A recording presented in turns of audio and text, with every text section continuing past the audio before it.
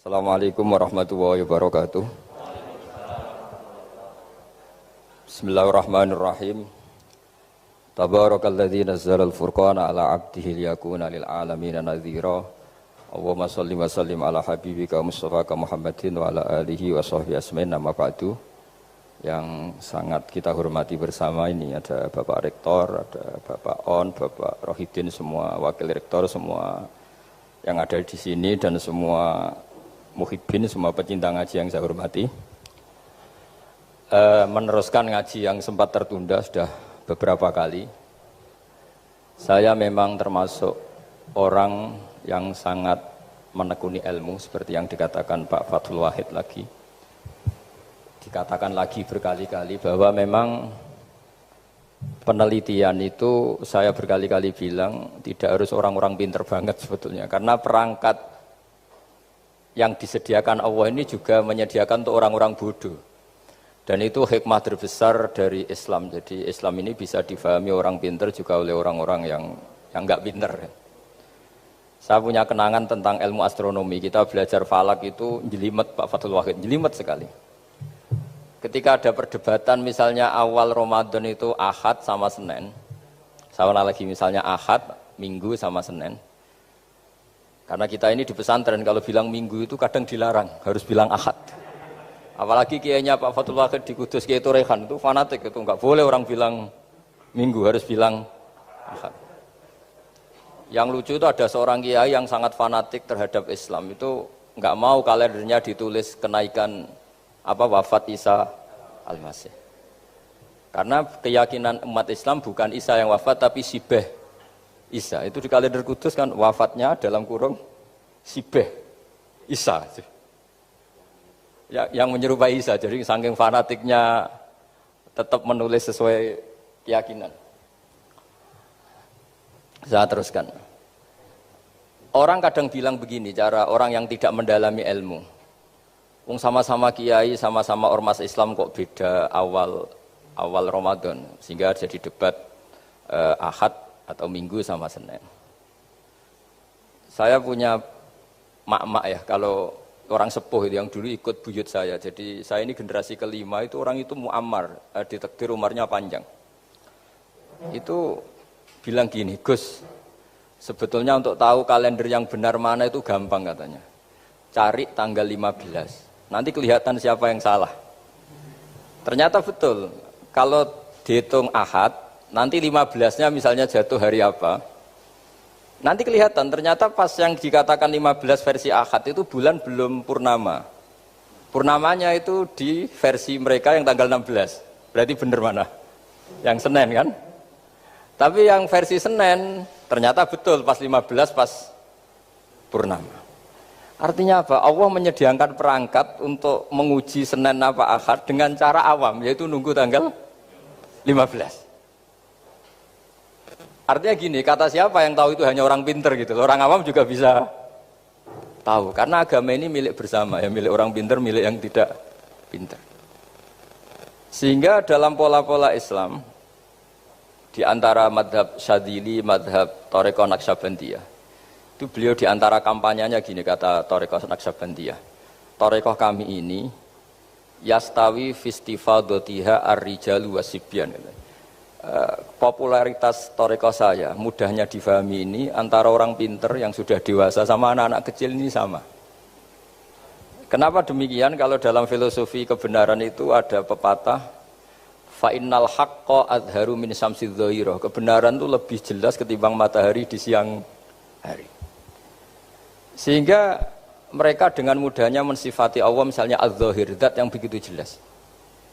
Kenapa Allah begitu jelas? Karena ulama dulu cara, kalau dalam bahasa pondok mensifati, menstatuskan.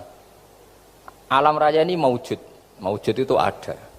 Di mana-mana sesuatu yang ada itu ya diciptakan oleh yang ada. Masa tidak ada kok menciptakan yang ada. Sehingga mereka tidak pernah tertarik sama faham komunis, ateis, bahwa alam ini dimulai dari ketiadaan.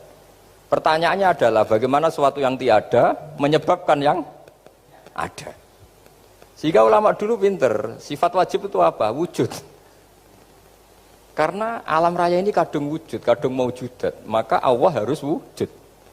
Berhubung wujudnya Allah itu wujud penyebab, harus qadim atau harus awal. Masa penyebab datangnya terlambat dulu yang jadi efek dari penyebab itu. Sehingga mereka dengan gampangnya mensifati Allah az-zahir, zat yang begitu jelas. Sehingga Imam Sibaweh ahli nahwu itu juga mengenali Allah lewat teori nahwu. Beliau bilang Allah itu siapa? Allahu a'raful ma'arif, zat yang paling mudah dikenali. Nah sehingga tadi seperti yang dikatakan Pak Rektor, sebetulnya perangkat ilmu seperti tadi menemukan bulan itu diantaranya ditemukan kalau bulan tuh nggak rata itu ya lewat teori gambar karena sekian jarak punya akibat sekian, punya misalnya kita melihat gunung kelihatannya indah padahal di situ ya ada lubangnya, ada pohon yang tertebang, ada pemandangan yang nggak indah, tapi gara-gara dilihat dari jauh semuanya indah. Maka disarankan orang yang baru gak suka istrinya terus melihat dari jauh, tinggal minggat lah kira-kira. Kalau ditinggal minggat 2 bulan itu mesti cinta lagi itu. Kan fungsinya baru kelihatan itu. Tapi kalau dekat terus tuh mesti sama neknya lah kira-kira gitu, sama mangkelnya itu. Sehingga itu ya dipakai teori juga dalam silaturahim. Di agama terkenal ada pepatah zuruhiban tasdad hubban. Jadi ya jangan sering ketemu, nanti kamu gampang cinta. Kalau sering ketemu ya gampang bosen lah kira-kira seperti itu. Nah, kemudian teori-teori awam ini dikembangkan. Yang awam, jadi dulu orang menemukan matahari itu besarnya kayak apa, rembulan besarnya seberapa, itu dilihat setiap kita melihat mobil, itu jarak 1 kilo masih kelihatan sekian meter. Nanti kalau 2 kilo berkurang sekian senti, kalau 3 kilo berkurang sekian senti, terus dikalikan ya kira-kira seperti itu. Kalau rembulan masih kelihatan segede itu berarti kali sekian pengurangan tadi, terus ditemukan. Makanya kita Pak Fathul Wahid yang di pesantren, yang memang serius ngaji, itu di situ ada ilmu falak, itu ditemukan sebelum ada teknologi. Jadi kita tahu gerhana itu lamanya berapa, terus yang kena gerhana sisi mana, terus itu dihitung. Karena dari dulu sains, ilmu itu di atas teknologi. Jadi kalau keyakinan kita di pesantren, teknologi itu hanya menyumbang nggak sampai 30%. Jadi orang bisa menemukan pesawat misalnya itu karena melempar batu, kalau masih ada tekanan batu itu tidak akan jatuh. Padahal batu itu tidak ada mesinnya, asal ada tekanan dia tidak jatuh. Terus dihitung kecepatan berapa yang menjamin sesuai itu tidak jatuh. Hanya ditemukan pesawat, meskipun mau landing harus tetap banter, karena kalau tidak banter jatuh. Itu dihitung, artinya dari sains dulu baru ditemukan teknologinya untuk gimana supaya tetap kecepatan sekian itu ketika mau landing. Nggak boleh pesawat direm, kalau direm ya jatuh karena tadi seperti batu dilempar dia nggak jatuh ya kalau masih ada tekanan. Sehingga instrumen itu ditemukan juga di bab tauhid. Saya punya kitab namanya Hasyiatut Turmusi, dikarang ulama top Indonesia namanya Syekh Mahfud At-Turmusi. Itu beliau cerita Imam Al-Amudi itu ulama top, tapi dia itu unik, tiap ngajar santrinya itu ngajar matematika, ngajar ilmu eksak. Terus ditanya, sampai muridnya itu ragu, ini guruku masuk surga enggak, ini kiai kok hanya ngajar matematika. Ya kira-kira ngajar, ya seperti mahasiswa jenengan kan, ini rektor masuk surga enggak, ngomong teknik terus gitu loh. Tapi gurunya kayaknya enggak terima, disuudoni santrinya itu enggak terima, karena beliau seorang wali. Murid-muridnya itu bermimpi. Ini penting saya ceritakan, mungkin agak aneh di dunia kampus ya, di bab ini. Kalau dalam teori kita, Pak On itu, mimpi sama nyata, melihat itu otoritatif mimpi. Ini yang agak aneh di ilmu pesantren. Jadi melihat jenengan langsung dengan mimpi itu otoritatif mimpi. Karena mimpi, ru'yal mukmin dijamin oleh Rasulullah sama dengan 46 juz'un minan nubuwah. Jadi persennya itu besar sekali, 46% dari juz'un minan nubuwah, otoritatifnya. Nah tentu tidur yang benar. Logikanya gini, kata-kata kitab-kitab menjelaskan. Orang kalau melihat langsung itu pasti terpengaruhi oleh cinta atau tidak cinta, senang atau tidak senang, sedang butuh apa enggak. Jadi kalau saya sedang butuh dengan Pak Rektor itu melihatnya dengan penuh harapan. Jadi kalau saya sakit mau mati itu senang lihat dokter karena ini harapan, Rektor nggak ngefek gitu kan gitu. Tapi kalau saya politikus ngelihat ketua partai itu lebih respect ketimbang melihat dokter. Jadi gara-gara banyak kepentingan ini melihat itu nggak pernah jujur gitu. Nggak pernah jujur. Jadi kebodohan manusia justru karena melihat itu kalau dalam teori kitab. Makanya kalau dalam teori pesantren itu kebalik, anna sunyamun wa idza matu intabahu. Manusia itu hakikatnya tidur, baru setelah mati bangun. Misalnya kita di dunia nganggap uang itu penting, harta itu penting, jabatan penting. Setelah kita mati ternyata yang paling penting itu hanya sujud. Karena kamu itu kenangan ketemu Allah terbaik itu sujud. Yang kita anggap penting di dunia semuanya tidak penting. Yang kita anggap sepele kayak sholat ternyata itu super penting. Tapi sadar itu nunggu nanti di akhirat. Ya saya ini termasuk syukur yang sadar sebelum sampai akhirat. Jadi termasuk orang yang beruntung gitu. Nah, kenapa mimpi itu begitu penting? Karena tadi ketika orang tidur itu off semua, sistem sarafnya, sistem apanya. Yang ada hanya pengendalian Tuhan. Karena dia tidak bisa mengendalikan dirinya sendiri. Apalagi kalau tidurnya benar ya tentu pakai wudhu, terus pakai doa-doa, terus menghadap kayak mayit itulah, standar mayit itu menghadap ke kiblat kayak posisi mayit itu. Sehingga dia ada intervensi pada dirinya sendiri, ya tidak punya keinginan dari dirinya sendiri. Kamu kan nggak bisa ingin, wah tidur ingin ketemu wanita cantik kan tidak bisa nentukan gitu. Akhirnya ya benar-benar hanya milik Allah. Apalagi kalau kita bacanya benar, terus pikirannya benar. Makanya uniknya dalam Islam adalah doa mau tidur dengan wiridan setelah sholat itu ajarannya Nabi banyak mau tidur. Wiridan subhanallah 33, alhamdulillah 33, Allahu akbar 33 dan disempurnakan seterusnya itu ijazah Nabi kepada Sayyidah Fatimah itu untuk mau apa? Tidur. Bismika wada'tu jambi wa bismika arfa'u sampai doanya panjang. Allahumma aljatu zuhri ilaika, panjang sekali doa mau tidur. Saya yakin jenengan ndak hafal dan ndak. Paling ya bismika wada'tu jambi apa? Bismika Allahumma ahyawa. Itu sebagian ustadz bilang itu doa ngaji katanya. Oh, gitu. Ada seorang ustadz saking mangkelnya, ibu sudah baca doa ngaji? Belum, tak diwarai. Bismika Allahumma ahya, bismika wa amut. Wah itu kan doa mau tidur Pak Ustadz. Iya biasanya kalau ngaji tidur. Jadi doa itu kalau itu doa mau. Akhirnya mimpi itu penting. Karena di situ manusia nggak punya nafsu, nggak punya keinginan. Sehingga yang ada itu kata Nabi itu ada sittatun wa arba'una juz'an minan nubuwah. Sehingga dulu itu mimpi itu jadi sarana betul. Kita tahu kan cerita orang-orang dulu. Fir'aun itu kurang jahatnya, kurang kelirunya. Dia mimpi ada api dari Bani Israel yang membakar kerajaannya. Dan semua pentakwilnya sepakat itu maksudnya Anda akan dihabisin kerajaan Anda oleh bayi dari Bani Israel. Begitu juga raja zaman Nabi Yusuf itu mimpi kalau ngalami ada 7 sapi yang gendut dimakan oleh 7 sapi yang kurus. Jadi mimpi itu sarana bahkan dari orang kafir. Karena ya tadi yang preman ya nggak ada premannya, yang soleh ya nggak ada solehnya, semua dikendalikan oleh Allah Ta'ala pas tidur. Sehingga tidur ini menurut agama lebih otoritatif asal dengan tidur yang benar. Jangan tidur sambil ngerokok terus terbangun karena ininya kena itu. Nah, cerita-cerita unik begini kalau tidak orang pesantren itu tidak tahu. Karena ini memang khas-khas pembalikan satu fakta yang diyakini orang banyak. Sehingga ulama dulu itu cerita, ini saya teruskan. Imam Amudi itu akhirnya murid-muridnya mimpi. Mimpi di situ tanya, Pak Ustadz, Anda masuk surga enggak ketika hidupnya hanya nerangkan matematika? Oh iya, saya bahkan enggak sekedar di surga. Malaikat dikumpulin Allah untuk mendengarkan presentasi saya ngajar matematika. Jadi kata dia cerita, Allah bilang gini ke malaikat, hei para malaikatku, kenapa kamu iman sama saya? Ya karena saya melihat engkau ya Allah, melihat kekuasaan engkau. Tapi imannya orang ini itu melebihi iman kamu.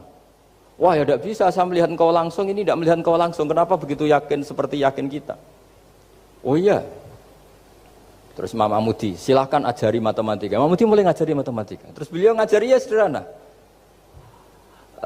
Angka 2, 3 sampai ribuan sampai jutaan itu bin nisbat ilal wahid nisbatun wahidah, yaitu nisbatul far'i ilal asli.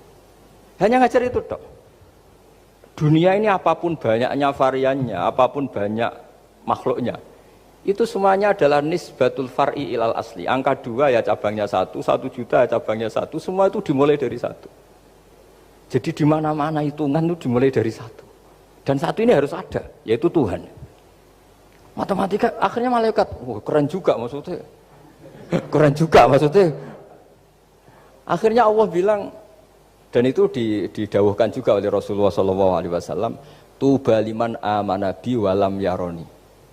Yang hebat itu imannya orang yang enggak melihat saya. Makanya masyhur itu, malaikat ditanya Allah, siapa imannya yang paling kuat? Ya kita, karena melihat engkau langsung ya Allah. Para nabi. Terus tapi yang dari sekian pertanyaan itu jawab sama, yang paling ajaib adalah umat-umat Muhammad di akhir zaman, enggak menangi nabinya, juga enggak pernah lihat surga neraka, tapi iman sama saya. Dan mereka punya cara untuk imannya itu berkualitas sama dengan kamu para malaikat. Ya diantaranya dengan cara logika itu yang saya utarakan tadi. Am khuliqu min ghairi syai'in am humul khaliqun. Kalau alam raya ini wujud, maka penyebabnya harus sesuatu yang wujud. Masa sesuatu yang enggak wujud menyebabkan yang wujud. Kalau angka 10 ada, 1 juta ada, pasti dimulai angka 1. Makanya nisbatusnaini wal arba'ah ila ma la nihayata laha, itu semuanya nisbatul far'i ilal asli. Semua angka berapapun jumlahnya itu binisbat ilal wahid adalah nisbatul far'i ilal asli. Itu cara-cara, makanya tadi kajian ilmu itu tidak ada habis-habis. Makanya perasaan saya itu kemungkinan orang Islam jadi ateis itu kecil, Pak Fathul Wahid. Saya punya kitab, ini saya ulang lagi, kitab calon wali. Kenapa saya sering cerita wali? Kalau di kampus itu kan orang inginnya ya jadi dekan, jadi rektor atau jadi menteri lah kira-kira gitu. Kalau di pesantren orang itu cita-citanya satu, ingin jadi wali. Ya, supaya majelis ini barokah, saya tidak perlu cerita dunia kampus. Kalau ceritakan corong Jawa nguyai segoro lah. Bongso keinginan gitu kan tidak selera saya, juga ada dunia saya. Supaya sampai dapat ilmu ya saya cerita dunia. Itu kitab, saya punya kitab calon wali lah kira-kira. Atau wali sudah wali top. Namanya kitab Tasbihul Fuad, karangannya Sayyid Abdul Haddad. Itu beliau cerita, di antara ceritanya itu unik. Kata beliau begini. Saya itu tidak khawatir orang Islam jadi murtad, apalagi jadi ateis. Karena kalimat la ilaha illallah itu sahlatun qoribah, kalimat yang mudah sekali.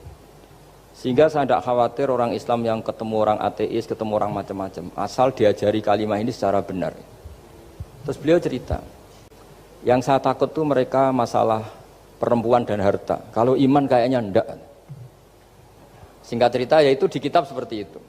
Singkat cerita saya ketemu banyak orang yang kuliah di McGill atau kuliah di Amerika, di Jerman, mungkin di Norwegia, di mana-mana, di Australia, dan ketemu teman-teman yang di Korea Selatan juga. Mereka itu orang kebanyakan yang nyuwun sewu enggak keluarga kiai, tapi mereka enggak ada yang enggak tetap iman. Ketika saya tanya, kenapa Anda tetap iman? Padahal ada beberapa negara yang lebih stabil, lebih makmur dibanding negara yang mengklaim sebagai negara Islam. Itu cara berpikir ya sederhana. Enggak lah Gus, kayaknya kok Tuhan kok ada tanggal lahirnya, enggak lah, kayaknya yang namanya Tuhan tuh ya awal lah. Masa pencipta langit bumi dituhani orang yang lahirnya di bumi, kayak enggak lah kayaknya. Jadi ya berpikir sederhana. Padahal ya kurang ajarnya Masya Allah. Anak ini ya dugem ya macam-macam, tapi kalau ditanya disuruh yang lain enggak mau dia. Enggak lah, kayak yang benar tetap Islam. Karena kalimat ini, yaitu tadi eksistensi Tuhan, tadi eksistensi Allah itu, la ilaha illallah itu kalimatun sahlah, kalimatun qoribah, kalimah yang begitu mudah difahami. Kenapa mudah difahami? Misalnya kita ngaji, Tuhan itu siapa? Yang menciptakan langit dan bumi. Dengan misalnya perbandingan, Tuhan itu siapa? Yang lahir di bumi tahun sekian. Enak mana cara kita menerima itu? Kan keren yang menciptakan langit dan bumi. Tuhan itu siapa? Yang ada sebelum langit dan bumi. Dengan misalnya Tuhan adalah yang lahir di bumi. Keren mana aja? Nah, bayangkan kalau kita punya Tuhan Fir'aun, sudah mati jadi tontonan kan, terus gak keren maksudnya punya Tuhan kok seperti itu. Nah ini yang katanya Sayyid Abdul Haddad, kalimat ini sahlatun qoribah. Sehingga kalimat ini pula yang kita dilatih, la ilaha illallah kalimatu haqqin alaiha nahya wa alaiha namut wa alaiha nub'ats atau wa biha nub'atsu insyaallah ta'ala minal aminin. Nah, saya sebetulnya tadi datang itu tidak ingin menjelaskan ini, tapi tadi kata Pak Fathul Wahid, ilmu itu kalau dikaji tambah hari tambah mudah, karena perangkat untuk menemukan bulan itu misalnya nggak rata itu gampang sekali. Pakai teori pemandangan ya bisa, pakai teori gambar juga bisa. Kalau teori pemandangan tadi, kalau kita bisa melihat mobil 2 meter masih kelihatan 2 meter, itu dengan jarak berapa masih orisinil seperti itu. Tambah jauh tambah tidak kelihatan, tambah jauh tambah. Nah ternyata setelah 5 kilo misalnya tidak kelihatan, berarti untuk jumlah 2 meter hilang per 5 kilo. Nah berarti kalau bulan masih kelihatan segitu, berarti jarak kita dan bulan kira-kira sekian ribu kilo itu bisa dihitung, itu tanpa teknologi. Makanya sebetulnya teknologi itu nyumbang itu nggak sampai 30%. Yang paling banyak ya sains tadi, pengetahuan itu yang kayak tadi orang menemukan pesawat itu kontribusi terbesar tetap pengetahuan. Misalnya pesawat dari bahan ini kalau kecepatan sekian kena angin pecah enggak, tetap pengetahuan yang menopang itu. Teknologi kan paling mengantar supaya pesawat kecepatan sekian didorong mesin sekian dengan apa begitu. Nah, pesantren seperti kita ya, saya ini dididik Mbah Mun, dididik bapak saya, buyut-buyut saya, kiai. Itu sekali alim, yang alim betulan, itu ya alim betul. Ya karena memang yang repot nih sewu yang agak-agak dukun itu ya ribet itu. Penting rambutnya gondrong, terus terkenal gak pernah mandi, terus nanti ada orang tertentu tertarik minta doa, ini yang ribet ini, susah ini sertifikasinya susah ini karena. Tapi kalau kita ini di pesantren yang coro sertifikasinya jelas. Jadi berani jadi Gus harus bisa baca Mu'in gitu, berani jadi Kiai harus bisa baca Wahab. Aturan mainnya jelas kalau di ini. Yang repot tuh yang sebagian itu aturan mainnya tidak jelas. Terus promosinya itu pernah datangi menteri loh, pernah datangi wah ya ribet kalau ukuran keren tuh didatangi apa? Menteri atau pejabat. Saya teruskan ya, karena ilmu itu harus menyelamatkan kita sampai di depan Allah Subhanahu wa Ta'ala. Nah, ketika kita menyifati Allah itu az-zahir, zat yang begitu jelas. Itu kalau kita kan kok begitu jelas padahal nggak bisa dilihat, terus kita sendiri tidak pernah melihat. Tapi eksistensi Tuhan sebagai Tuhan, yaitu al-wajibil wujud, itu jelas sekali karena nggak mungkin suatu yang wujud diciptakan oleh yang tidak wujud. Kenapa harus awal? Masa pencipta datangnya terlambat? Terus juga harus bako itu abadi atau al-akhir kalau dalam bahasa Quran. Masa zat yang superior kemudian kalah sama yang diciptakan? Berarti nanti ada kekuatan besar yang mengalahkan Tuhan. Ya kan ya aneh, kekuatan ini dalam kendalinya kemudian Allah kalah kan tidak mungkin. Makanya disebut al-akhir. Allah pasti tidak ada yang mengalahkan. Terus diantaranya lagi disebut qiyamuhu binafsihi. Kalau dalam bahasa Quran disebut al-qayyum. Zat yang berdiri sendiri. Gak boleh Tuhan butuh yang lain. Kalau butuh yang lain berarti bergantung pada yang lain. Dan nggak usah jadi Tuhan lah kalau masih butuh yang lain. Sehingga karena kekuatan ini, saya ulang lagi, karena kekuatan ini, ketika anak-anak mahasiswa kuliah di Jerman atau di Swiss, di negara-negara yang lebih bahagia ketimbang negara yang mayoritas Muslim, itu mungkin mereka tertarik sama sistem negara itu karena ada jaminan sosial ini. Tapi nggak pernah tertarik sama Tuhannya negara itu. Karena dihitung-hitung tadi Tuhannya mesti keren kita gitu. Jadi, nah ini cerita ke saya Abdul Haddad. Kata saya Abdul Haddad, kamu tidak usah khawatir lah umat Islam murtad atau jadi ateis gitu. Karena penjelasan tauhid Islam itu begitu jelas. Jadi by design manusia itu pasti nerima tauhid kira-kira gitu. Jadi ini pentingnya adz-dzahir. Jadi Allah itu begitu apa? Jelas. Tapi Allah juga mensifati dirinya al-batin. Nah, al-batin itu gak mudah dikenali. Kenapa? Karena tubuh kita desainnya ini profan. Tubuh kita tidak sempurna, rentan. Nah, tentu sesuatu yang gak sempurna ini tidak bisa melihat zat yang super apa? Sempurna. Kita bisa rusak sementara Allah tidak. Nah karena alasannya tubuh kita ini didesain untuk rusak, maka di surga itu keyakinan para ulama orang bisa melihat Allah karena desain tubuhnya sudah dirubah dari desain profan menjadi keabadian, sehingga di sini terus ada kelayakan melihat. Itu pun tetap min ghairi kaifin walan hisorin, tetap ya bisa melihat, tapi corong Jawa itu keceluk melihat, tapi tidak sampai faham. Karena bagaimanapun Allah itu la tudrikul absar wa huwa yudrikul absar. Bagaimanapun Allah itu laisa kamitslihi syai'un, tidak ada padanannya.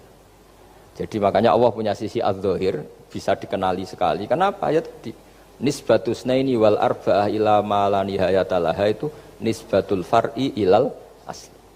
Saya punya kitab Pak Fathul Wahid, diajar Mbah Mun dulu, kitab Al-Husunul Hamidiyah. Itu yang ngarang itu ya kayak kelihatan ngawur, tapi ngawurnya orang alim. Jadi di situ ada gambar, gambarnya itu enggak jelas. Mungkin pengarangnya juga enggak bisa gambar kayaknya. Wah bulat, benang bulat ada, gambar gunung ada. Gambar yang tambah ngawur ya banyak sekali. Gambarnya itu gak ada yang jelas. Tapi dari gak jelas itu beliau bilang gini, gambar yang bulat ini, yang gak jelas ini, tetap kamu punya rumus kan, itu dimulai dari satu titik.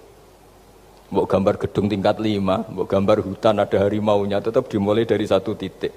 Ya alam raya ya seperti itu, mbok ada Mars, cek mau ada Jupiter, kayak tetap dimulai dari situ titik. Nah ini namanya nuqtatul wujud, titik kewujudan, yaitu Allah Subhanahu wa Ta'ala. Sehingga ketika kita ngaji, ketika di pesantren dulu, penjelasannya adalah Al-Quran maknanya dipadatkan di Fatihah, Fatihah dipadatkan di Bismillah, katanya Bismillah dipadatkan di titiknya ba. Nah titik ba ini dianggap titik awal wujud, bi kana makana wa bi yakunu mayakun. Kira-kira Allah mentitahkan karena saya semuanya yang ada, dan karena saya yang mau ada bisa saya adakan. Nah, itu sirinya lah. Jadi menerangkan tauhid itu pakai gambar. Gambarnya keliru sekali lah kalau dalam orang seni mesti ngeliat gak seni itu. Karena dia gak butuh gambarnya, butuh mau menjelaskan buat dunia sebanyak ini, buat alam raya sebanyak ini tetap dimulai dari satu titik. Nah, sehingga di sini ada tauhid qul huwallahu ahad, Allahus samad, dan seterusnya. Nah saya mohon lewat penjelasan ini ya, baik orang yang ahli teknik maupun ahli medis, ahli apa saja, tolong latihlah memberi penjelasan yang mudah, sehingga agama ini mudah dicerna. Sehingga kalau ini dijelaskan cara mudah beragama itu jadi gampang. Makanya ciri utama agamanya orang-orang baik itu satu, man radiya billahi robba. Radiya itu seneng banget. Kenapa seneng banget? Karena memang agama ini nyaman, indah. Jadi datang dengan kebenaran yang mudah dicerna. Coba kalau agama ini datang dengan cara misalnya gini, kamu harus menuhankan ini. Dan kita tahu itu lahirnya di bumi. Kan ada yang ganjel. Kok Tuhan sama buminya dulu, buminya ini gimana ini? Kan pusing. Bu Anda profesor nggak bisa jawab itu. Tapi kalau Tuhan itu adalah yang ada sebelum langit dan bumi kan, ya iyalah masa Tuhan terlambat datangnya kan, terus enak gitu loh menerimanya itu. Makanya di antara kekalahan Fir'aun berdebat, ya Nabi Musa ya Nabi lah, juga proses ya. Nabi Musa ketika ditanya Fir'aun, wa ma rabbul alamin, Tuhan kamu itu siapa? Jawabnya Nabi Musa, rabbus samawati wal ardi, yang menuhani langit dan bumi. Itu Fir'aun masih bisa ngeles. Saya jalan-jalan kemana-mana, yang dituhankan saya, berarti yang Tuhan ya saya dong. Ma'alim tulakum min ilahin apa? Ghairi, kata Fir'aun. Soal Tuhan kamu di langit, begini kata Fir'aun. Haman dipanggil, Haman bikinkan piramida yang paling tinggi, saya ingin melihat Tuhannya Musa. Musa bingung kan, padahal kalau naik piramida nanti Fir'aun pun tidak bisa melihat Allah kan. Wong yang Nabi yang kiai aja gak bisa melihat, apalagi Fir'aun. Padahal celakanya ketika dia tidak melihat Allah, dia akan mengatakan Allah itu tidak ada, ribet kan. Itu penjelasan tentang Tuhan ini sebetulnya sudah absolut lah. Rabbus samawati wal ardi, Tuhannya langit dan bumi. Tapi itu gak ngefek, di perdebatan gak ngefek. Yang ngefek adalah ketika Musa bilang gini, Rabbukum wa rabbu abaikumul awwalin, sing nuhani buyutem. Wah kaget pengawal-pengawalnya langsung do iman meskipun secara siron, secara rahasia. Iya, nah, Quran pangeran berarti buyutnya radi pangeran. Kan pangerannya putu nih, berarti buyutnya wah ribet kan. Ya kalau Fir'aun Tuhan, bapaknya tambah Tuhan kan, mbahnya buyutnya.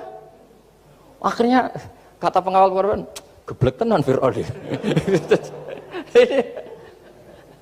Artinya apa? Kadang argumentasi yang sudah benar, yaitu Tuhannya langit dan bumi kan ya benar lah.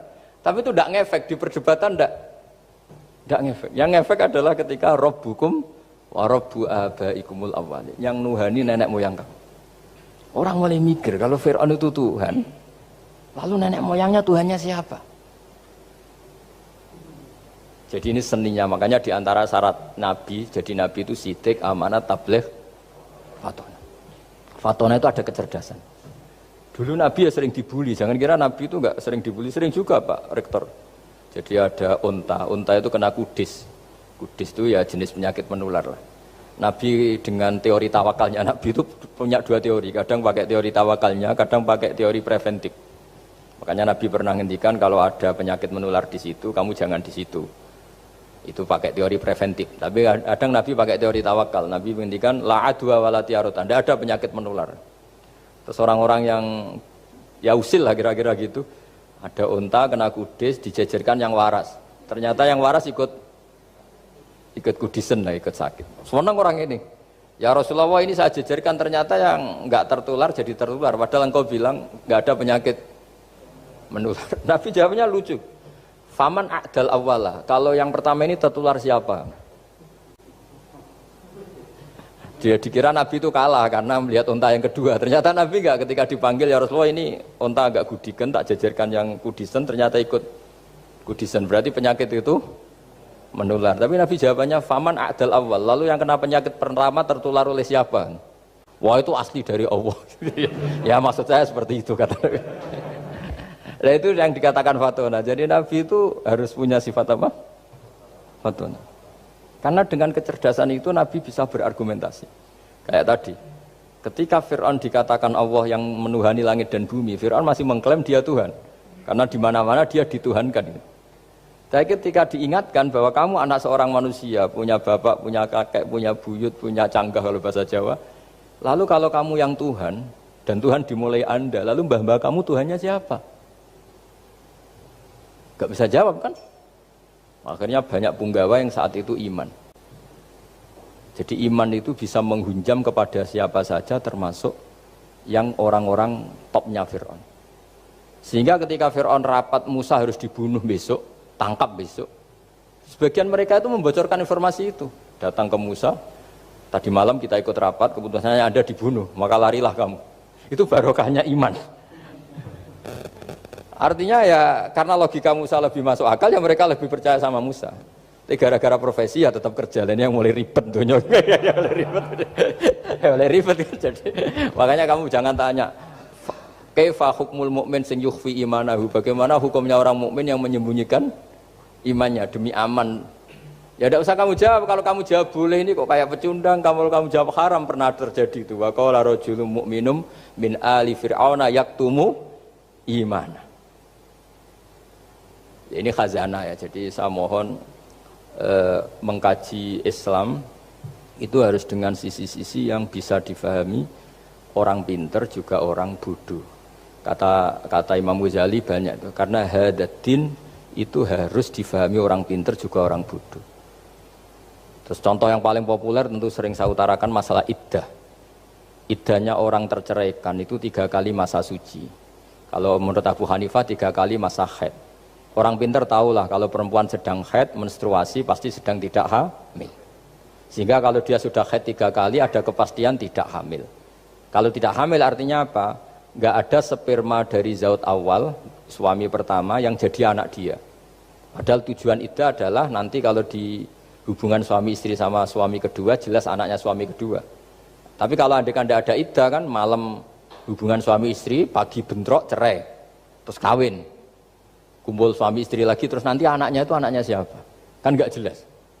Kalau sampean bisa klaim lewat DNA, DNA juga mungkin secara ilmu objektif Pak Rektor. Masalahnya juga bisa disuap kan? Saya sering dibantah orang-orang itu. Wah Gus DNA itu otoritatif karena gini-gini enggak mungkin bohong kamu. Ya DNA-nya enggak bohong, pegawainya bisa disuap kan? Kayak enggak tahu manusia apa enggak tahu Indonesia, enggak tahu terus. Itu yang sensitif itu, yang mulai wilayah sensitif itu. Kayak gak tahu manusia apa kayak gak tahu Indonesia? Manusia aja ya sudah. Berarti Anda sangat nasionalis. Jadi ribet kan? Maka dianjurkan ada iddah.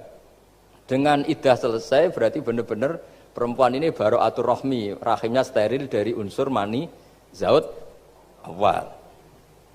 Dan kalau 3 kali masa suci itu artinya apa? Kira-kira 3 bulan. Kira-kira ya, wal mutallaqatu yatarabbasna bi anfusina salah satu apa? Huruf. Pertanyaannya kalau 3 bulan, andai kan tidak pakai teori ilmiah, menstruasi itu sudah teori ilmiah. Ada yang tanya ke saya, Gus kenapa harus sampai 3 kali, padahal menstruasi pertama pasti sudah ada hamil. Saya jawab, menstruasi pertama itu namanya keluar darah. Nggak ada jaminan kalau itu haid, bisa saja keluar darah karena kaget, karena kecelakaan, karena apa. Sehingga kalau misalnya perempuan diceraikan, Gus saya sudah haid. Yang jamin kalau itu haid siapa? Maksudnya keluar darah dengan makna tidak hamil. Bisa saja keluar darah kali ini faktor kaget ya atau faktor kecelakaan. Tapi kalau sampai 3 bulan karena per bulan haid sekali, itu meskipun haidnya keliru. Haid keliru itu misalnya sebetulnya itu enggak darah haid tapi darah penyakit istighathah.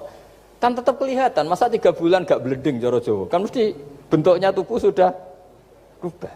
Artinya kata ulama-ulama, agama ini gak bisa hanya mengacu ilmu. Kalau mengacu ilmu haid sekali sudah cukup. Tapi kenapa harus 3 kali? Karena 3 kali orang awam tahu semua kalau itu sedang hamil atau tidak hamil. 3 bulan dari dicerai kan kelihatan kalau hamil ya bentuk tubuhnya sudah rubah, kalau enggak.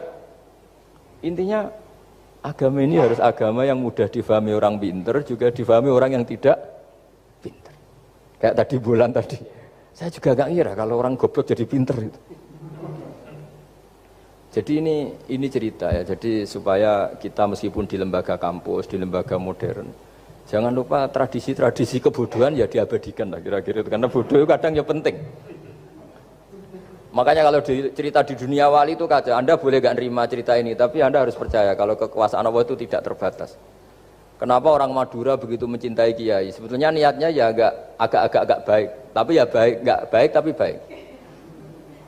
Ada santri itu Madura, dia saking percaya sama kiai itu ya khidmah, bikin teh, masakan kiai, mijitin kiai, pokoknya waktunya diberikan semua untuk kiai. Dan dia nggak pernah ikut ujian. Apalagi ujian kelulusan disertasi dokter nggak pernah dia. Kalau sekolah nggak pernah ikut ujian. Sudah ya saya ridho jadi orang bodoh, sementing ikut jenengan. Suatu saat orang ini mati, kiainya tuh pusing, waduh mati.